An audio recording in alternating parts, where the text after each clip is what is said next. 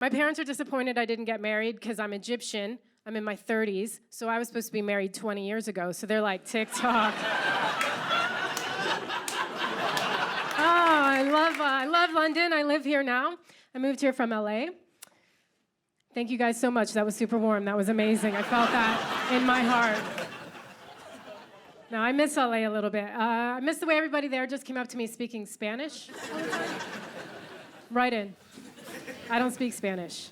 And they get mad if you don't speak it back. One guy was like, "What's the matter, mija? Your mother never taught you Spanish?" No, because I'm Egyptian. I don't know why she would have done that. It seems totally unnecessary.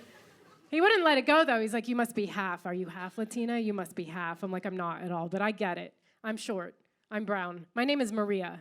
I got a big butt. Like, I get it. I've tricked you, and I'm sorry.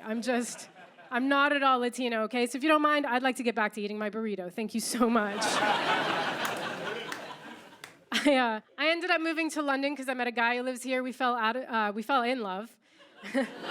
And then we fell out of love immediately after. It turns out what was working about our relationship was the distance. And we just didn't get along. You know when you move in with somebody and you're like, "Oh, I hate you." Okay. You just have to move in to find out. And we fought a lot. He shaved his beard, and I was like, "What? What happened to your face?"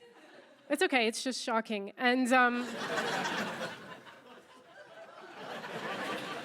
I flew 6,000 miles to be with him, which is a long way. And I might have brought that up a couple of times.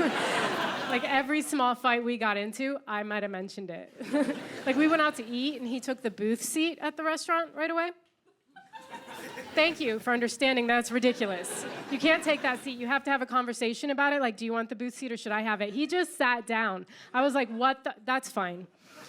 You can have the booth seat. That's all right. Because I got to have the window seat on the plane when I flew 6,000 miles to be with you. So enjoy it. Enjoy your booth seat and your life. We were engaged too, and I gave back the ring. I know, I did not want to give back the ring. It held a lot of monetary value for me, so that was really difficult. And I was so used to having that ring on my finger that I freak out every once in a while because I'm the type of person who loses things all the time. I go out, I drink, I lose hats, keys, umbrellas, friends, stuff like that. So like every once in a while I'll look down at my hand and I'll be like, "Oh my God, the ring! Oh wait, my relationship's over. Oh, thank God, I thought I lost it." Oh, that's such a relief, you know? My parents are disappointed I didn't get married because I'm Egyptian. I'm in my 30s, so I was supposed to be married 20 years ago. So they're like, TikTok. When's this happening, you know? But they don't understand dating because my parents didn't date. They were in arranged marriage. They met on The Bachelor season 3, I think. And like I was supposed to be a doctor or a lawyer, engineer, you know, like not this. But and a lot of Arabs are like that. Like I went to Palestine to do a comedy show there because that's what that region needs is dick jokes. And I was like, let me go help. I got you. And after the show, there was a Q&A, and somebody in the audience was like, "Why'd you decide to become a comedian?" And as a joke, I was like, I wasn't smart enough to be a doctor. But they didn't get it. They were like, "Oh, I'm sorry. Maybe if you study harder, you can do it." I was like, thanks. This was a lifelong dream. Thanks so much. No, you're right. I should have studied harder. Why am I in Palestine? And, but like my dad, he thinks that I'm his responsibility until I'm my husband's responsibility. But at no point am I to be my own responsibility. Like the women in my culture need a chaperone through life. You know what I mean? Like my dad wanted to move to New York from Cairo, so he just moved. My mom wanted to move to America, and they were like, "Let's find you a husband in America." That's how they met. 3 of my aunts became nuns. That's a lot of nuns for one family.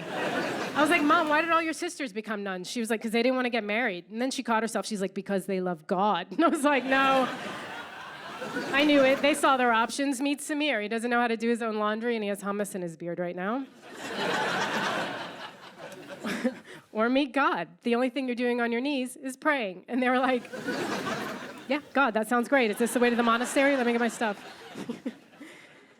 My parents are very overprotective of me, and guys, I'm in my late 30s. I am almost an adult, and like, I don't need my dad calling. My dad calls me every day at 1 p.m. to make sure I'm alive, and some people think that's sweet. I find it overbearing. And my white friends are always like, well, if you don't like it, why don't you just not answer the phone? It's like, then he thinks I'm dead. Then it becomes everybody's problem because he'll come looking for me. I went to Vegas. I left my phone upstairs for 1 hour. I came back to 37 missed calls from my father and a text saying they were on their way to Vegas.